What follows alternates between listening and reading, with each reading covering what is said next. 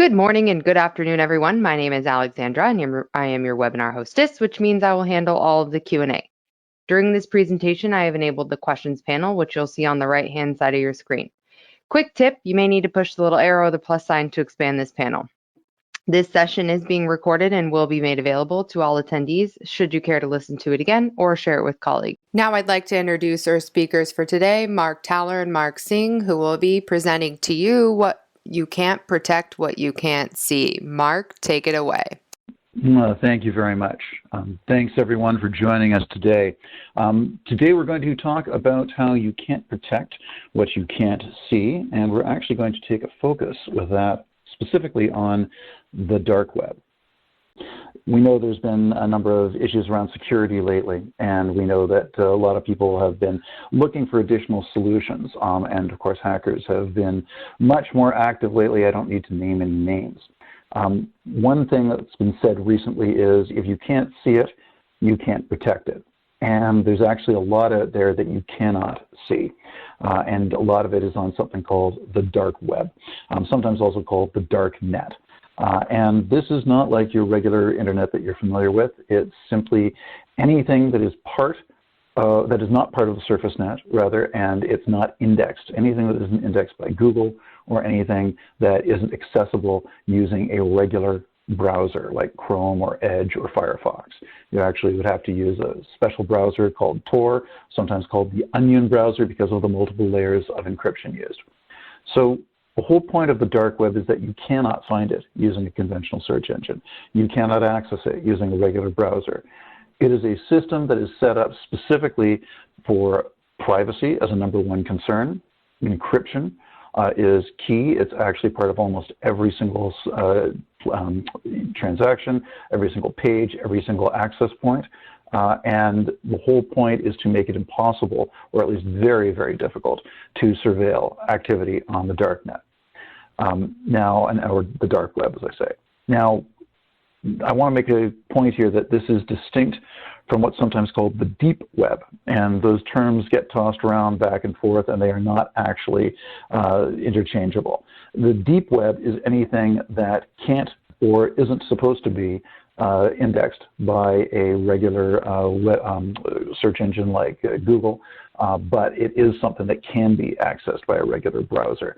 So that could include things like password-protected pages or content behind a company intranet or behind a firewall or even behind a paywall. That could be considered the deep web if you don't have access, but you still could get there with Chrome or Edge or something else. The dark web is different. It is specifically designed to be not difficult to get to, but you have to jump through some hoops to get through, and it's going to be very, very hard to monitor it. It is not being crawled. So what's going on in the dark web? Well, there's a whole reason why people want to be private, and a lot of it has to do with criminal activity. This is where you'll find drugs being sold, weapons being sold. This is where all those stolen identities are sold back and forth. When you hear about someone stealing 60,000 passwords or IDs from Target or from any other merchant or from a credit card, or there's 17,000 credit card numbers that got stolen, this is where the hackers are selling them. This is where you can buy that kind of information. There's plenty of pornography, most of it illegal child pornography, which is a big concern. That's why a lot of this is what's going on the dark web. There's also money laundering activities, counterfeiting activities, and pretty much any other illicit or illegal product or service you care to name. However, there are also just people there who want to avoid surveillance or tracking, or who really, really are concerned about privacy. And I want to make a point about this because it's very easy to say, the dark web's all the evil people doing horrible things, and in many ways it usually is. However, there are legitimate reasons for people accessing the dark web, and they may very well be legitimate reasons for people in your organization to access the dark web. And so, for example, most reporters and journalists are contacting their sources over the dark web because it's almost impossible for them to be tracked. Things like WikiLeaks, a lot of that contact would have gone on the dark web. You It's also a situation where people could be researching material on the dark web. In often cases, legal organizations may have a rationale or a reason to go and search for evidence or for exonerating material on the dark web.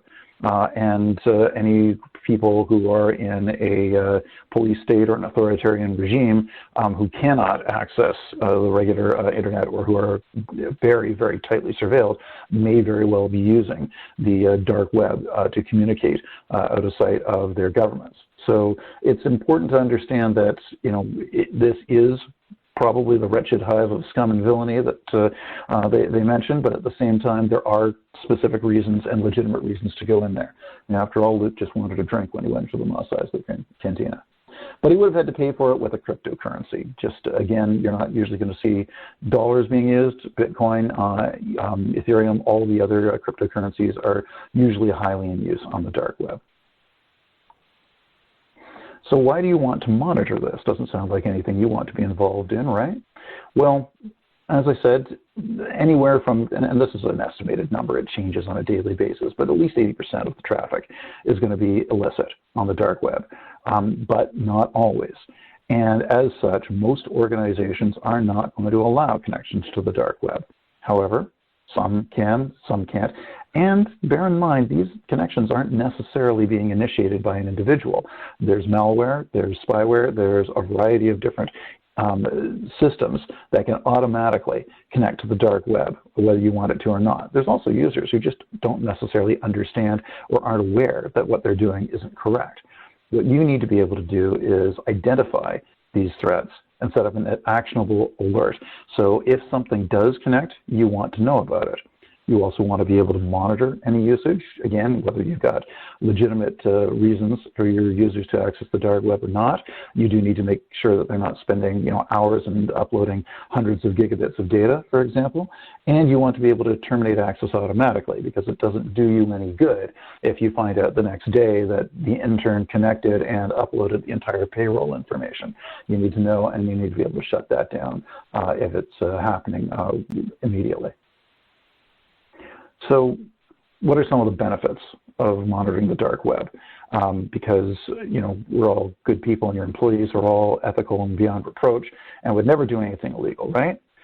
Well, we don't know.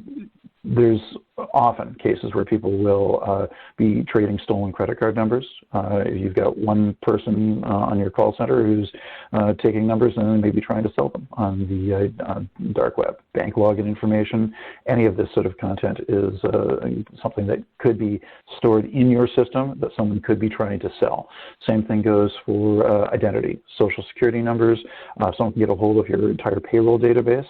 That's worth a lot of cryptocurrency, and they may be dumb enough to access the dark web through your system and selling it that way. And those are just relatively harmless, comparatively harmless, you know, issues of thievery and stealing. There are catastrophic issues that can hit you if you've got your employees using the dark web. If you've got people trading child pornography using your systems, using your servers, that's an absolute PR, legal, and financial disaster that can shut your entire business down. It can be an insurmountable PR blow.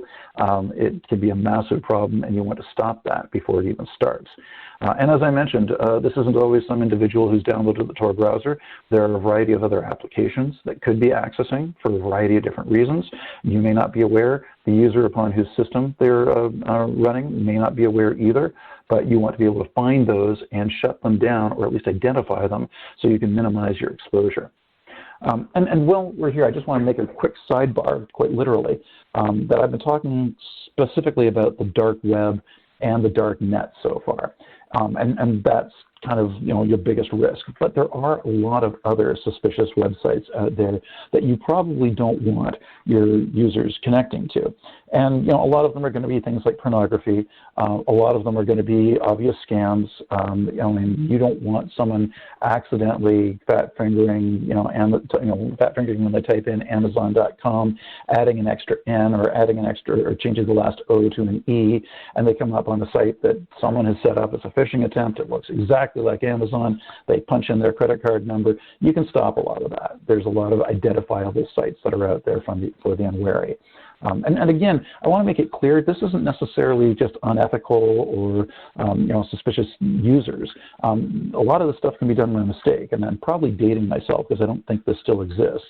But it used to be, legendary that there was a website called whitehouse.com that was a pornographic website, and believe me, they chose that name specifically. No one went there, intentionally, or at least not the first time. The actual White House URL has always been whitehouse.gov, but vast majority of users, they want to look at what the White House is doing. They've got a question, they're curious about something, whitehouse.com, and all of a sudden, you've got porn on a company machine. I think that's been resolved. They've lost that domain name, I think, but that's the sort of thing that can happen very, very easily. And a lot of cases, your users may not realize that they're on some site that they're not supposed to be, or they're not supposed to be going to. And this is kind of an example, maybe, of one of those situations where you may want to give them up to 5 minutes on that site so they can realize their mistake and navigate away before you just cut them off. Again, the way to do this is you can compile your own lists. You probably already have a list of sites you don't want your users accessing. There's also dozens and dozens of sites online that will maintain lists of suspicious websites that they keep up to date on a regular basis, so that you can, because the internet's the internet's constantly changing, so you can get access to those sites. You can download those lists, and you want to be able to implement those as well, so you can monitor. The upshot of all of this is you need to protect your organization, your users, and not just from minor embarrassment or financial loss, but from truly catastrophic legal consequences if people are out there messing around with things they shouldn't be. So how are you going to do this? What you need is some form of network traffic analysis tool that can monitor the traffic that's going on your network and see when it's accessing any of these suspicious sites, or whether it's accessing any of those Tor access points. We, of course, are going to recommend our product, WhatsUp Gold. It's got a built-in network traffic analysis capability, and it ships with an entire list of Tor exit node IP addresses built right in. So right out of the box, it's going to be able to block or at least monitor any Tor access, depending on your choice. And as I mentioned, there's all those other IP address lists you can get online. We maintain an IP reputation library, and you can upload whatever you'd like to it. As many of those lists, an internal list, whatever you want, and you can either manage that manually, or you can have them set to automatically refresh from those online sources anytime you want. And that's going to be able to, at the very least, let you know what people are doing. Now, I just mentioned WhatsUp Gold. What is this? It is a network monitoring solution. It's a very powerful tool that can find absolutely everything connected to your network, whether it's a device, whether it's a cloud resource, whether it's an application, you name it. WhatsUp Gold can find it, can display its current status on a single pane of glass, so you can see at a glance what the issue is. And if anything goes wrong, it will alert you either through email or text or web alert. It can actually even alert you via Slack. In fact, we've got a nifty if this then that integration that can flash the lights or however you want to. The point is, if something's going wrong, either by its preset systems and alerts, or something you've pre-configured or customized, it will let you know. This also goes for changes, because one of the things that a lot of malware or hackers will do is they'll gain access to your network and they'll modify a router to either make it easier to get in next time, or to do things like connect to using Tor to the dark web. And that's a situation that I mentioned earlier, where it may not be anyone inside your organization. Someone else just might decide they're not going to incriminate themselves. They're going to use your network in order to access the dark web, and that's going to make it even easier for them and give them one more layer of anonymity. So again, you want to be able to monitor any changes like that. Why would you use WhatsUp Gold? Well, for one thing, it's extremely easy to use and deploy. You can download it and have it up and running and be getting actionable information from it within about half an hour, depending on the size of your network. The whole point of it is it allows you to find and fix problems before it starts impacting your end users. Again, you don't want to be in a situation where you're realizing, where's my bandwidth going? And you realize that, oh, that router got accessed 2 months ago, and it's been steadily streaming traffic to and from the dark web ever since, and now what's our exposure? You want to know that it happened and got shut down seconds later. The licensing for WhatsUp Gold is very simple. It's very straightforward. It's by device. It's easy to understand. And the value really is the powerful diagnostic and alerting capabilities. It's going to let you find and fix problems fast, but it does that by making it easier for you to determine what the issue is. It'll alert you when there's an issue, and then it makes it a matter of very few clicks to drill down and figure out what's causing that issue. And there's a lot of things that can be automated. Your configuration management, I mentioned. If someone comes in and modifies the settings on a router, you can have that automatically revert. Same thing for things like inventory or compliance audits. Depending on your organization, you may very well be subject to a variety of regulations. In fact, that's one of the key drivers with a lot of our customers for maintaining specific configurations on routers. They have either internal or external regulations with which they must comply, saying this router must be configured in this way. So if someone audits them and it's not, they've got a problem. That's one of the reasons they want to be able to track this, track the changes, and revert if necessary. Or even just running an inventory. It's a one-button affair. Click and it'll tell you everything connected, MAC addresses, details, you name it. So that's why a lot of people are using WhatsUp Gold. There are competitors out there, and there's a wide range of network monitoring solutions, ranging from very, very, very basic, almost in fact free tools out there, to really, really expensive and extremely complex and very powerful things. SolarWinds, for example, is an example of something with thousands and thousands of features, although they're not particularly popular option these days. So you want something that's going to be easy to access, easy to set up, easy to use, and will get you the results that you're looking for. So after me telling you all about this, the real question is, all right, how do we actually do this? How do you monitor the dark web with WhatsUp Gold? And to show you that, I'm going to hand you off to my colleague, Mark Singh, who will walk you through a demo. You ready to go, Mark? Hey, Mark. Thank you. So this is another Mark. This is Mark Singh. I'm going to share a view here, and hopefully you're able to see this screen. This is the WhatsUp Gold application. For those who are not familiar with it, there's a network monitoring aspect of it. What we're talking about specifically today is the add-ons for network traffic analysis, and even more specifically, the NTA IP reputation library. Now, under Analyze, here's the traffic analysis dashboard. So using protocols like NetFlow, SFlow, JFlow, etc., WhatsUp Gold is able to collect data from source devices, your core devices, your firewalls, your core switches, etc.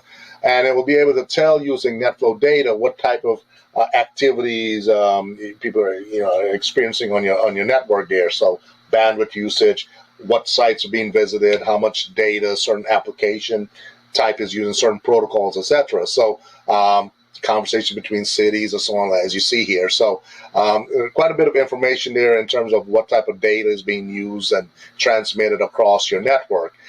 Senders and receivers looks primarily at conversations. If you want to know, for example, I don't have any examples here of it, but let's say we had a lot of streaming videos at Netflix, or streaming music, Spotify or Pandora, etc., and those websites would appear here. You could do a simple filter.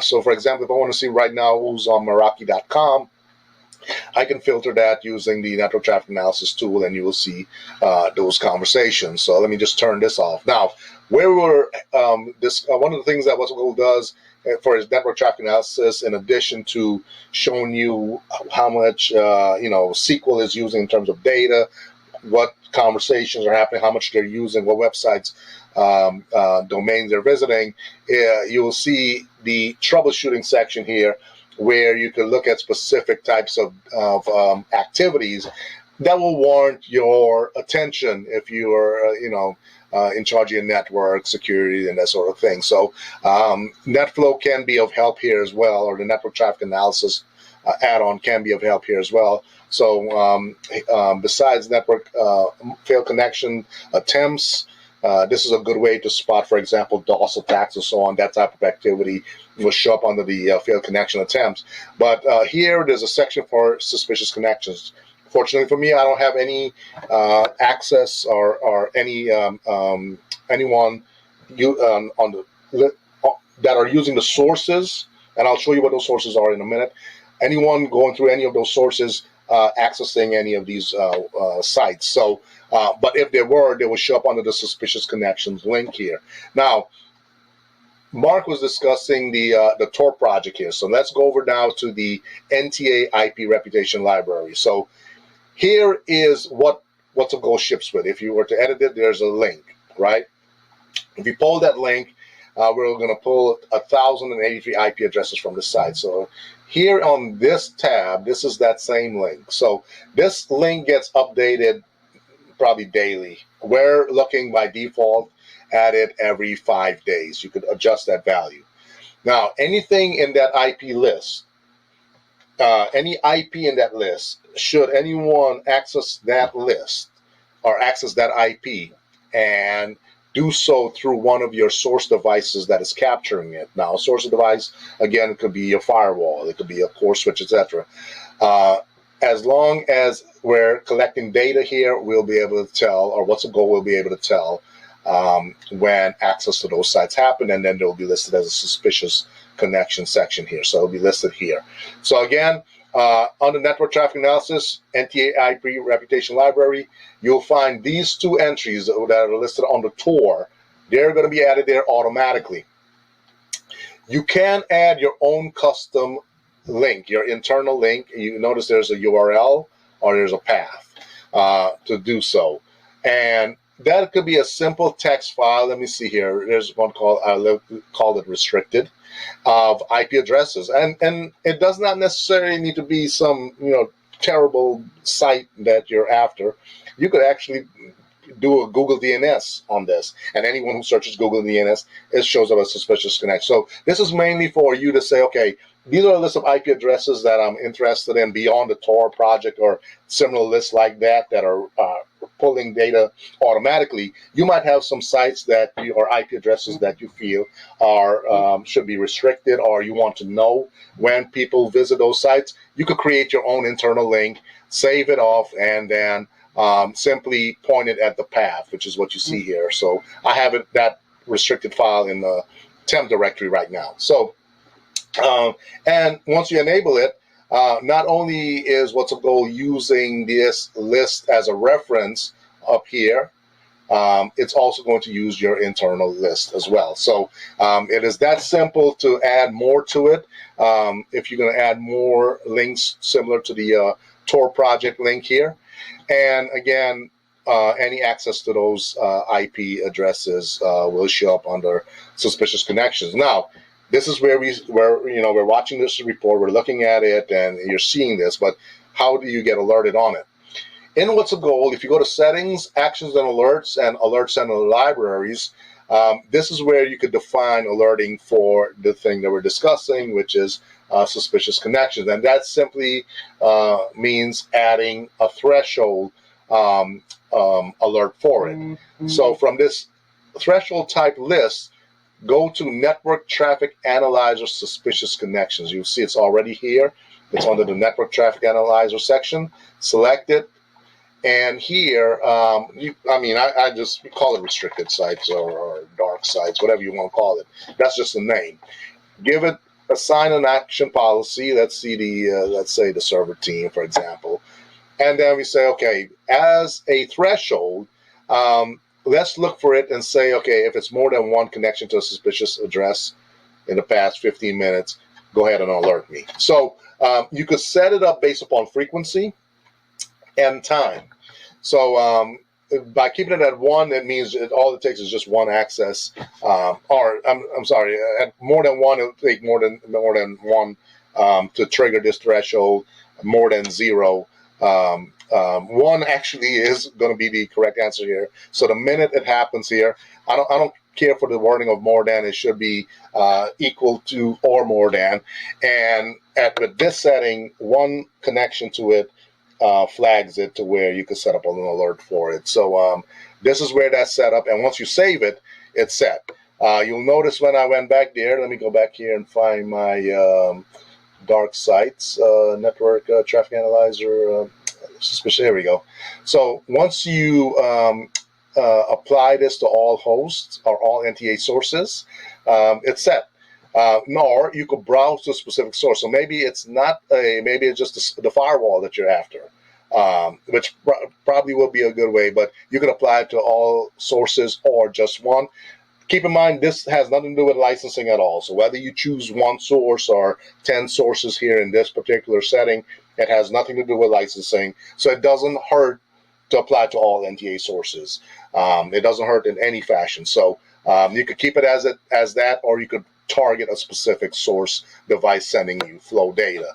And once that is saved, you're set. So now WhatsUp Gold now will be in the business of, okay, we're set up to listen for any access to these IP addresses. When that happens, go ahead and add them to the suspicious connection report, and at the same time generate an alert, an email saying, okay, this IP address this conversation was happened. This is what the connection was like.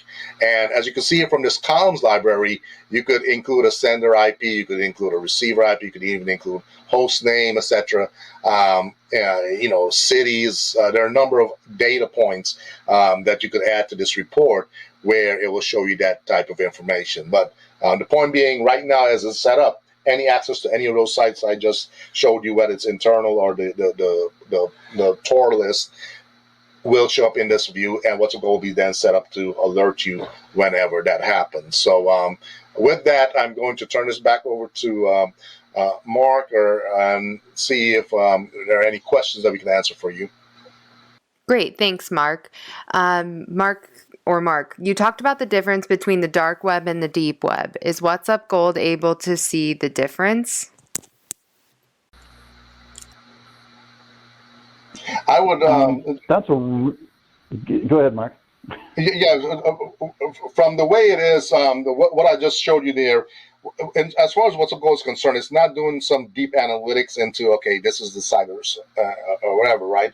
It's taking a list of IP addresses that was presented and saying, you know what, anyone that accesses these IP addresses or these sites, list that conversation. Let's flag that conversation as a suspicious connection, right? So in that sense, it's not necessarily distinguishing between dark web versus suspicious websites. Or the deep web. I mean, bear in mind, deep web could be anything behind a paywall. It could be it could be another company's intranet. It could be anything that you wouldn't normally be able to get to without jumping through some particular hoop, either providing a credit card number or a password or whatever. If you can find it through a regular browser, but it's not necessarily searchable. That's the deep web. So unless you specify specifically what areas you don't want your users accessing, then yeah, WhatsUp Gold isn't going to be able to help you. If, for example, you hired someone who used to work for a competitor and they still remember their access code and they're going, oh, let me do some competitive analysis and just, open up their old email and start accessing the other company's internet, that's an ethical issue and probably a legal issue, but it's not something that WhatsUp Gold's necessarily going to flag as a problem unless you list that entire competitor's internal domain as something they shouldn't be accessing. How do you think or feel working from home has impacted the vulnerabilities among organizations? It both has and it hasn't. There was a kind of a period there when everyone kind of rushed home at the start of the pandemic, where systems administrators and systems managers were the IT team basically was making sure that their firewall was capable of supporting all of these remote workers. And honestly, if you're connected with a VPN, it's not really that different from being right there in the office. You've lost a physical layer of security in that people aren't badging in or getting access to a restricted area before they sit down and work, but you're still on the same network, and if you're using a VPN, you should be seeing the same overall benefits. What has changed is that the people who are accessing your system, your workers, your employees, are no longer in an isolated area where they're able to spend, 8 to 10 hours a day doing nothing but focused on work. Their kids may be around, they're in the office, someone comes by to fix the boiler, whatever. They're not necessarily as focused. And this is, there's going to be books written about this, but this is both a good and a bad thing. What can happen is you're going to see a lot more people accessing either from portable devices, because it might just be easier to answer that email on your phone while you're feeding the baby or making lunch for your toddler or whatever, or you're going to see people stepping away from their desk more often and not being as restrictive about locking down their keyboards or locking down their access. So what I think you're seeing here is a slightly higher risk of physical access, because in some ways that's always the easiest. Why hack through the firewall when you can sneak in as a janitor and use an unattended workstation? On the other hand, that's kind of countermanded by the fact that your 500 employees aren't in one building; they're scattered all over the wherever, because now you're having to hit individual homes. So that's kind of a wash. I'm not sure we're seeing a huge increase in terms of vulnerabilities on a network level, not more so than there would be anyway. You're probably referencing the SolarWinds hack, which was very, very sophisticated, and frankly, it looks like it was funded at a nation-state level, which is frankly more than most organizations, most corporations can be expected to be able to handle. But I think you are looking at a potentially higher level of lack of security awareness, in that your users are probably not paying as much to security as they might be in the past. And yeah, if they were going to fire up Tor, they may just be using their work computer because it's there and it's easier than shuffling up to the other one, and the boss isn't looking right over their shoulder or in the office down the hall. So that's a bit of a rambling answer, but I hope it answers the question. I don't know if you've got anything to add to that one, Mark. Okay, great. So what happens if you find someone accessing the dark web or suspicious websites on the company network? Well, again, it's going to kind of depend on your organization and what they're doing. If, for example, you're a bank, you probably want to shut that down right quick. If you're a online newspaper or a blog organization, or something like Kinja, you may very well want to be able to keep the dark web open because you've got journalists who are accessing sources that way. Legal organizations, as I mentioned, might very well have a valid reason for it as well. So it's really going to depend on your organization and your policies and what your users need to do. That's going to determine how you move forward. And I think, kind of as Mark Singh demonstrated, you can allow certain levels of access. You generally don't want to just suddenly restrict access and slam the door after someone entered someplace. I mentioned the whole bit about whitehouse.gov versus whitehouse.com. If someone goes to whitehouse.com, they're going to know where they are almost instantly. And you don't want to just go, big, restricted website you can't access. It's going to make the employee, feel terrified or bad over a basic mistake. So if you can, within a minute or two, they can navigate away, fine, you might want to let that happen. And that's, again, where the restricted or monitoring the access may come in. You may want to say, okay, the journalists need to do this, but if they're spending more than 2 or 3 hours on that, then, you may want to stop them, or at least restrict it and say you can only spend 3 hours at a time, or talk to IT to, if you need to talk to someone more, or something like that. Generally, though, you're going to want to stop that immediately. on what the illicit site is, what the particular IP address is, and who the user is. Again, if it's not a user or it's just an IP address or it's potentially a malware that's doing this, then, yeah, that's the sort of situation where, cut it off after less than a minute. It really is going to depend on your policies, your procedures, and what kind of work you do. If you're, handling a lot of social security numbers and you're a very conservative, financial institution, then yeah, you probably don't want to allow any of it. Great. Thanks, Mark. All right. I think this is going to be the last question. So how easy is it to get started with WhatsUp Gold, and what are the first steps I need to take to get started? It is free.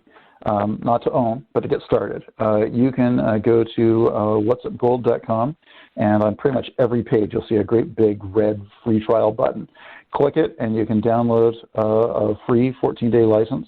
It will install and immediately do a search. So again, this costs you nothing. You can set it up on any Windows server, hit the button, it will find everything that's attached to your network. It will display it on that map that you saw Mark navigating on, and it's a full-featured demo that gives you all of the add-ons, including network traffic analysis, which is what Mark's thing was showing you. Now, the only problem is it's only going to last for 14 days, but that gives you enough time to play with it, decide whether it's something you want, and if it is, by all means, reach out, let us know. We'll be happy to help figure out exactly what it's going to cost for you. It's based on licenses, so really it's license based on devices, meaning however many devices you have in your network, that's what it's pretty much going to cost you, and just be clear, there's not any hidden costs around here. A lot of our competitors license based on, sensors or monitors. So if you wanted to monitor a, 24-port switch, for example, you're looking at, paying for a monitor for every single one of those ports. We treat that, whether it's a, 6-port router or a 128-port switch, we treat that as one device, and you can apply as many monitors to it as you want. So depending on the size of your network, it can often be a lot less expensive than you think, and certainly very competitive compared to some of our other competitors out there. But once you've done that, that's only if you want to buy, and again, you can reach out directly to anyone via whatsupgold.com. There's a form there. We can call you. In fact, if you download it, someone is likely to send you at the very least an email saying, let us know if you're interested. And like I said, you can be up and getting actionable information within about 30 minutes. We've got a very, very robust and active community of users who've been using WhatsUp Gold for a long, long time. So there's lots of information, advice, suggestions, code, and a very, very detailed knowledge base as well if you're looking for questions. You do not have to talk to us if you don't want to, although you do at some point have to give us money. Hope that answered that question. Sorry, I lied. There's just one more question. Mark, is the cost based per device, or how does that work in terms of licensing? Yeah, I'm seeing this one, what's the rough cost per device? That's really going to vary because it depends on how many devices. Like anything else, you're looking at you get a big discount if you go in bulk. So you can get as little as a 25 device license, or you can get an almost unrestricted license in that you can support almost as many devices as the system will handle. There is an upper limit of in the tens of thousands, so that's a separate issue. Obviously, you'll get a better value per device, but you're paying more when you go for the big ones. The question of how much per device is hard to answer because obviously it's going to be more expensive per device for a 25 device solution versus a 500 device solution. We do offer a subscription rate for, I think it's under 200 devices. If you've got less than 200 devices, you can get WhatsUp Gold as a subscription, which obviously is a little bit easier to start up with and easier to stop at any time. And WhatsUp Gold's available in kind of two different flavors. We've got a all-in-one Total Plus solution, which includes every single one of those add-on features like network traffic analysis and configuration management and virtual monitoring and that sort of thing. And that's going to be a bit more expensive, but you can also purchase what kind of a la carte, where you get a huge amount of basic functionality, and then you can add on the specific add-ons that you need. If you don't need virtual monitoring, for example, you don't have to purchase it. Same with configuration management. So if you just wanted the base solution with network traffic analysis, that's going to be a completely different cost than the all-in-one Total Plus solution. So I'm sorry, I don't actually have a solid answer for you that, what's the cost. I'm seeing this question's been updated to say what's the minimum. You can get started with WhatsUp Gold for under $2,000, and that's for the on-premises install it yourself perpetual license, meaning you've got that forever. It includes I think either 1 or 2, I think 2 years maintenance agreement, and during that maintenance phase, any upgrades are free. I don't know what that would cost on a subscription basis, but yeah, you could go as low as $2,000 depending on what you're looking for. Great. Thank you, Mark and Mark, for that awesome presentation. And thank you, everyone, for joining us today. If we didn't get to your question, or if you have additional questions, please feel free to reach out to us at www.whatsupgold.com. There are contact us and free trial buttons directly in the banner of the home page. We also have a live chat, and we look forward to seeing you on the next webinar. Thanks again.